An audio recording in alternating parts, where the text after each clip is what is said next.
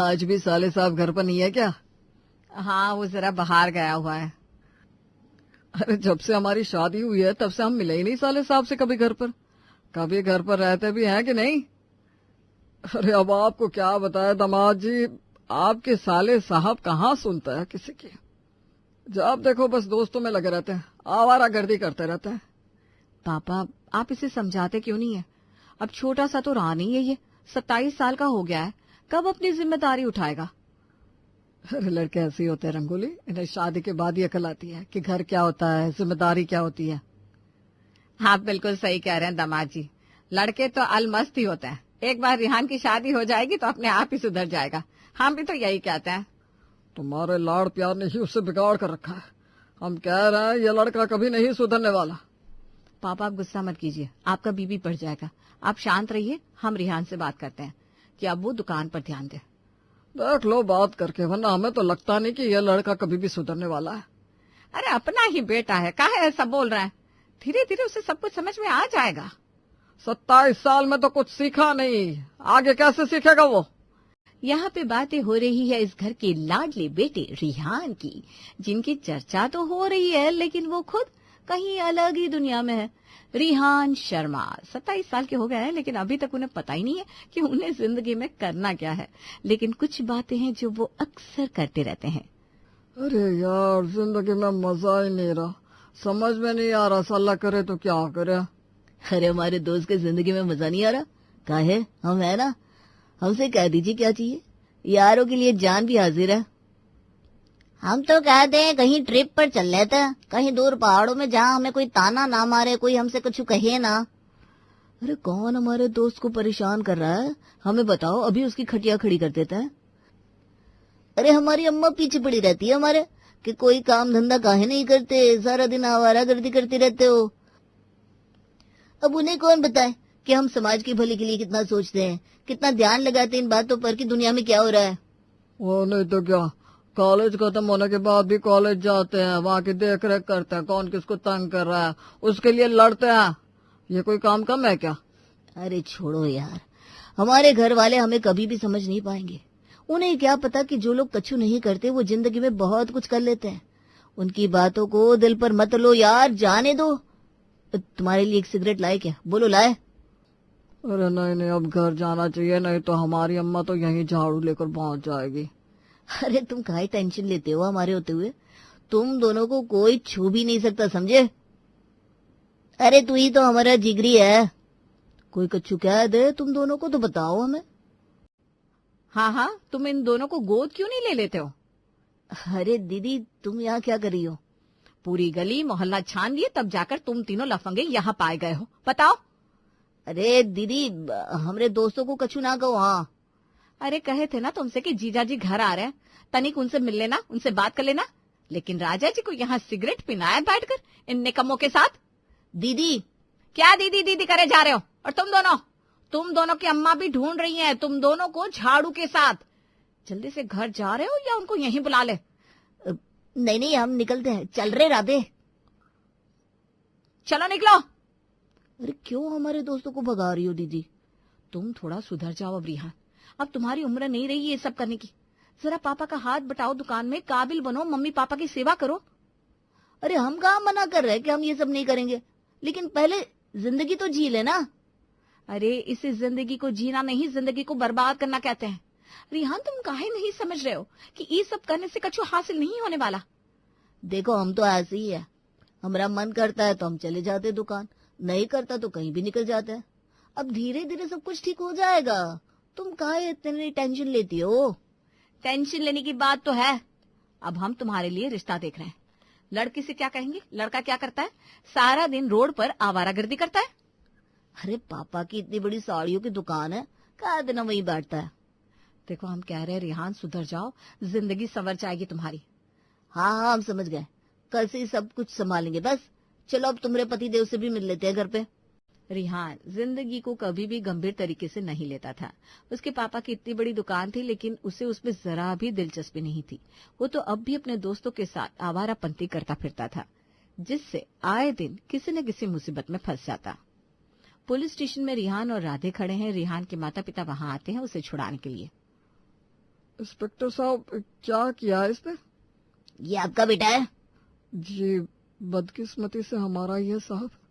ये और इसका दोस्त सड़क पर किसी 2 लोगों के साथ मारपीट कर रहे थे। बहुत मुश्किल से पकड़ कर लेकर आए हम। पापा, हमारी कोई गलती नहीं है। उसने पहले राधे पर हाथ उठाया था, इसलिए हमने भी फिर छोड़ा नहीं उसे। बहुत चर्बी है तेरे शरीर में। यहाँ का गुंडा है तू। एक रात लॉकअप में रहेगा तो अकल ठिकाने आ जाएगी। नहीं नहीं सर, इसकी तरफ से हम माफी मांगते हैं, माफ कर दीजिए, आगे से ऐसी गलती नहीं करेगा। हाँ सर, हम माफी चाहते हैं, हमारे बेटे की वजह से आपको परेशानी हुई। आप इसकी बेल दे दीजिए, आगे से हम इसका ध्यान रखेंगे। तुम्हारे माता पिता की वजह से तुम्हारा बेल कर रहा हूँ, आगे से ऐसी गलती नहीं होनी चाहिए, समझे? जी सर। आज तुम्हारी वजह से पापा और मम्मी को पुलिस स्टेशन जाना पड़ा। छोड़ दो रंगोली, से कोई फर्क नहीं पड़ने वाला। शर्म नाम की चीज हो तो सीखे ना। ये कहे थे ना तुमसे कि मत करो ये सब। अरे तो वो हमरे दोस्त को मार रहा था तो हम क्या खड़े रहते? नहीं नहीं, तुम तो गुंडागर्दी शुरू कर दो, नाम खराब कर दो अपना और हमारा भी। ऐसे तो कोई भी अच्छा खानदान हमें अपनी बेटी नहीं देगा। हम तो कहते हैं इसका ब्याह करवा देते हैं, अपने आप जिम्मेदारी आएगी तो सुधर जाएगा।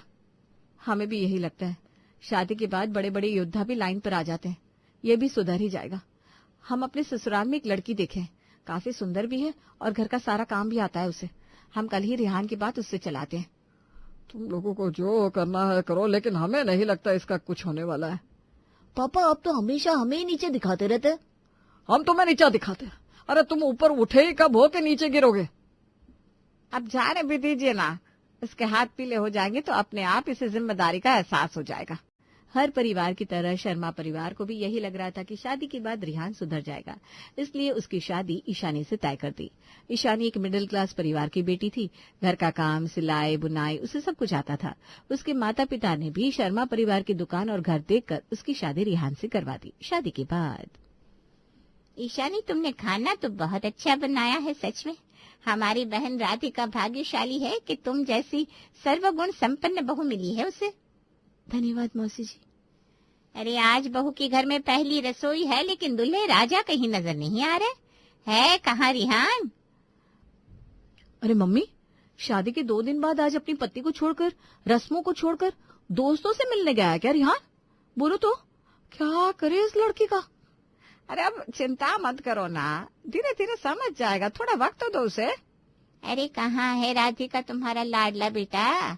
पता चला कि आज भी आवारागर्दी करता फिर रहा है। अरे जीजी, अभी तो उसकी शादी हो गई है ना, धीरे धीरे सब कुछ संभाल लेगा। ईशानी है ना, उसे ठीक कर देगी। ईशानी बहू, लगता है आज की रस्में भी तुम्हें अकेले ही करनी पड़ेगी बेटा। तुम्हारे दूल्हे राजा तो गायब ही है। कोई बात नहीं मौसी जी, हम ही कर लेते हैं रस्में। हम रिहान को फोन लगाते हैं। रंगोली रिहान को काफी सारे फोन करती है, पर रिहान तो किसी पार्टी में मशगूल था। अरे आज हमारे यार की शादी है, आज तो पीना बनता है। क्या बोलती पब्लिक? हाँ क्यों नहीं, मेरी शादी हो गई अब। आज तो तुम लोगों को जो पीना है पियो, दिल खोल कर पियो मेरे यारो।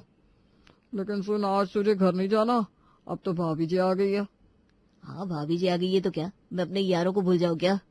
अरे अगर भाभी जी नाराज हो गई तो? अरे तुम्हारा भाई यूं ही खिलाड़ी नहीं है, मना लेगा उसे। तुम लोग एंजॉय करो आज आराम से, आज तो देर रात पियेंगे सब मिलकर। अगर ऐसा है तो बाकी की पलटन को भी बुला लेते हैं। अरे हाँ बुलाओ बुलाओ, आज तो तुम्हारा भाई सबको पार्टी देगा। रिहान देर तक पार्टी करता रहा अपने दोस्तों के साथ, और वहाँ ईशानी घर पर उसका इंतजार कर रही थी। रिहान पीकर घर आया तब ईशानी को पता चला कि वो पीता भी है। आप शराब पी कर आए हैं?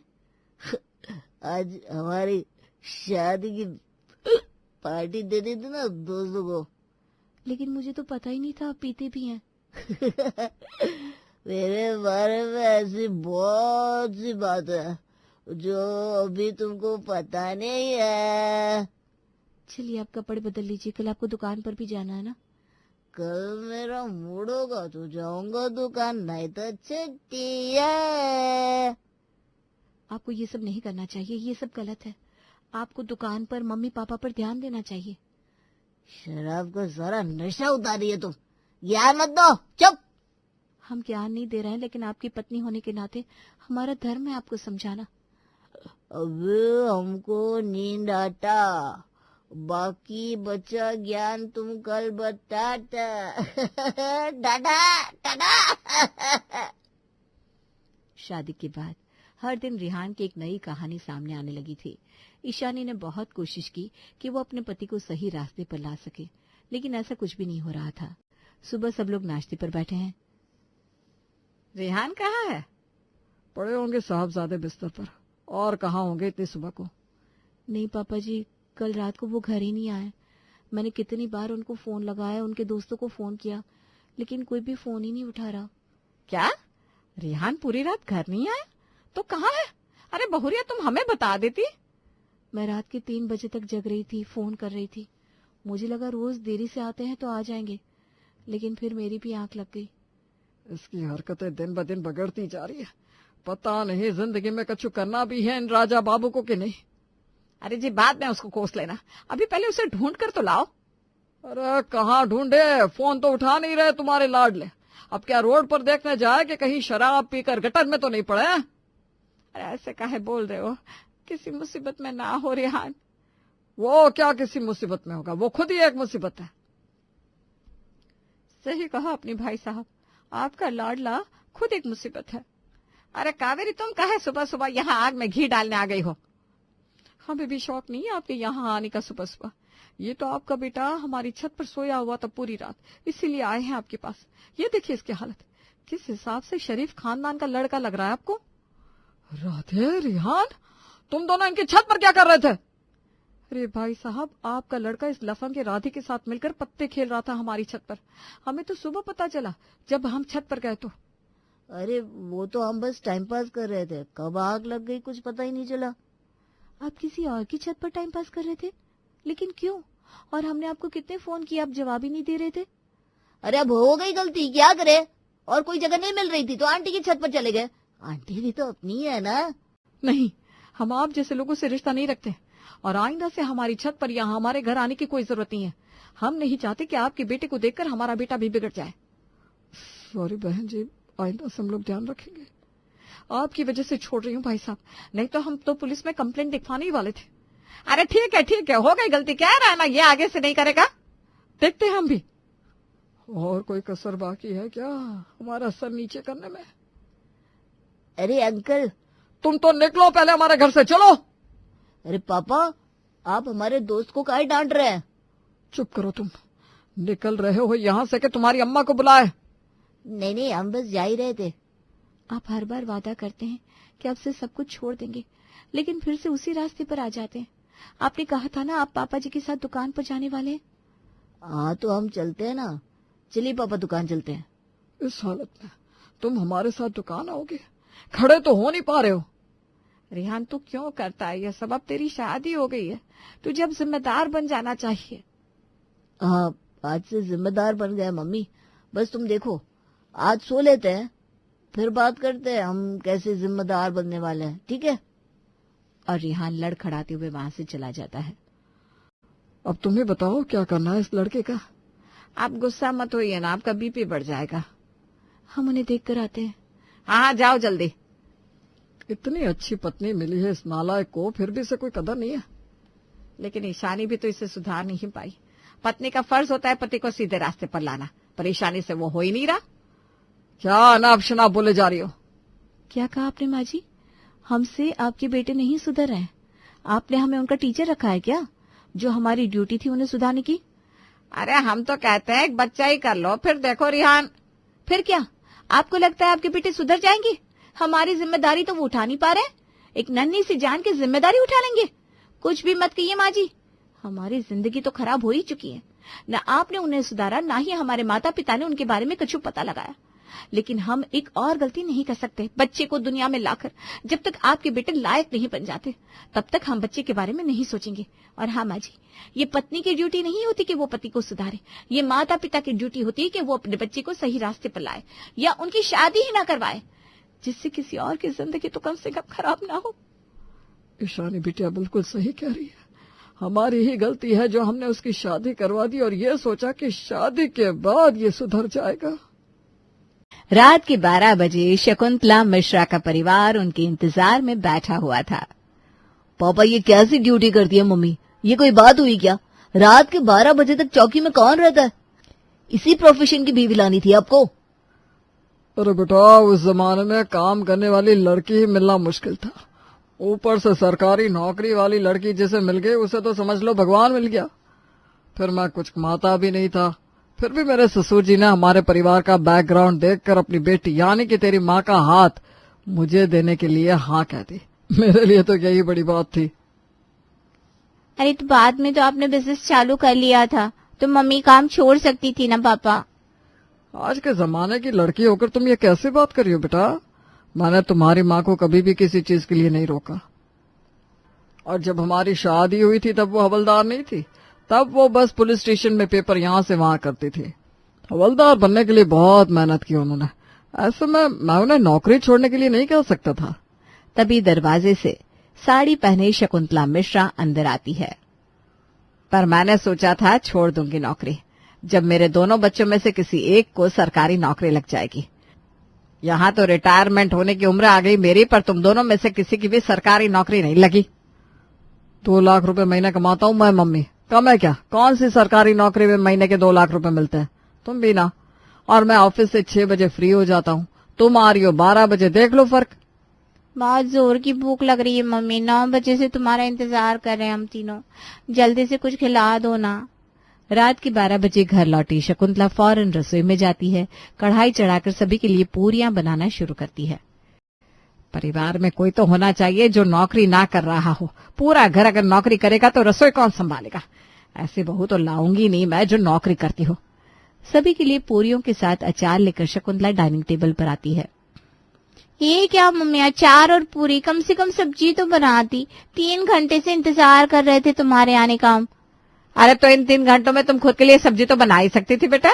माँ रात को 12 बजे लौटे या 2 बजे, खाना तो माँ ही बनाएगी। ये कौन सी बात हुई? मम्मी आप नाराज क्यों हो रही हो? ये तो कुछ भी बकवास करती है। खाना मिल गया ना, शांति से खा ले सोनिया। अब टेंशन ना ले शकुंतला जी, अब जल्दी ही घर में बहू आ जाएगी, फिर आपको दौड़ते भागते घर आकर खाना बनाने की टेंशन नहीं रहेगी। बिल्कुल जी, और मैंने तो पहले ही सोच लिया है, मैं नौकरी वाली बहू नहीं लाऊंगी। ऐसा नहीं होता मम्मी, लड़की तो अपने हिसाब से रहेगी। काम करना होगा तो करेगी, नहीं करना होगा तो नहीं करेगी। ऐसे हम किसी पर पाबंदी नहीं लगा सकते। अरे भैया तुम समझे नहीं, हम उस लड़की को तुम्हारी बीवी बनाकर लाएंगे जो नौकरी करने में इंटरेस्टेड ही ना हो। बाकी वो घर से कोई काम करना चाहेगी तो हमें कोई प्रॉब्लम नहीं है। तुम बिंदास लड़की देखना शुरू कर दो मम्मी, वैसे भी भैया की लाइफ में कोई नहीं है। अगली सुबह 5 बजे उठकर शकुंतला नाश्ता बनाकर अपना टिफिन पैक करने लगती है।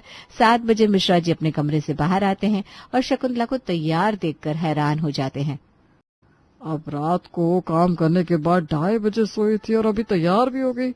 चौकी तो 10 बजे जानी होती है ना आपको? जानी होती है नहीं मिश्रा जी, जानी होती थी। चौकी के थानेदार का ट्रांसफर हो रहा है। 1 महीने में कोई नई लेडीज इंस्पेक्टर आने वाली है, तो अभी काम ज्यादा है इस महीने। बताइए, आप तो निकल रही है। मैंने सोचा था पंडित जी को घर पर बुला लूंगा। अच्छा कोई बात नहीं, आप थाने पहुंचिए, मैं पंडित जी के साथ वहीं आता हूँ। मिश्रा जी के साथ पंडित जी 10-12 लड़कियों की कुंडली और बायोडेटा लेकर चौकी पहुंचते हैं। पुलिस इंस्पेक्टर, ये कैसे लड़कियों की कुंडली लेकर आया पंडित जी आप? कोई प्लेन उड़ा रही है, कोई थाने में काम कर रही है। काम करने वाली लड़की नहीं चाहिए मुझे, और पुलिस इंस्पेक्टर तो कतई नहीं। मुझे सिंपल घरेलू लड़की चाहिए। अच्छा शकुंतला जी आप फिक्र मत करिए, ऐसी भी कई लड़कियों की कुंडली आई है मेरे पास, मैं लेकर आता हूँ। इसी तरह दिन बीत रहे थे। मिश्रा जी और शकुंतला अपने हिसाब से दीपक के लिए लड़कियां छांट रहे थे, पर कहते हैं ना, जो आपके लिए बना होता है वो आप तक पहुंच ही जाता है। सड़क के किनारे अपने बाइक पर बैठा दीपक फोन पर बात कर रहा था, तभी बाइक से 2 चोर तेजी से आकर उसके कान से उसका फोन छीनकर भाग जाते हैं। चोर चोर! ये क्या चोर चोर चिल्ला रहे हो? इतनी अच्छी बॉडी है, हाथ में बाइक है, स्टार्ट करो। खुले बालों में खूबसूरत सी दिखने वाली एक लड़की अचानक ही दीपक को ऐसा कहकर उसके बाइक के पीछे बैठ जाती है। दीपक भी चोरों के पीछे बाइक भगाना शुरू कर देता है। ओहो, ये बाइक क्यों खरीदी? एक बैलगाड़ी खरीद लेते। स्पीड बढ़ाओ, हमें उन्हें ओवरटेक करना होगा। बस फिर क्या था, जैसे ही दीपक बाइक की स्पीड तेज करता है, अपने एक हाथ से ज्योति बाइक पर बैठे चोर का गला पकड़कर उसे नीचे उतार देती है। इंस्पेक्टर ज्योति के होते हुए शहर में चोरी तो होगी नहीं। गलत फंस गए बाबू भैया, चलिए अब थाने। ज्योति की इस बेबाकी को देखकर दीपक अपना दिल हार बैठता है और शकुंतला जी की देखी हुई सारी लड़कियां साइड लाइन हो जाती है। तुझे पसंद भी आई तो पुलिस वाली। अरे बेटा, सास हवलदार, बहू थानेदार अच्छा लगता है क्या? अरे मम्मी, अंदर से बहुत सॉफ्ट है वो। मैं उससे बात करता हूँ ना, मुझे पता है, टेंशन की कोई बात नहीं है। जो जानना था जान लिया है मैंने, तुम्हें बस रिश्ता लेकर जाना है। इस घर में तुम्हारी बहू बनकर आएगी तो ज्योति विश्वास ही, वरना मैं कुमारा ही ठीक हूँ। तुझे ज्योति विश्वास पसंद आई है?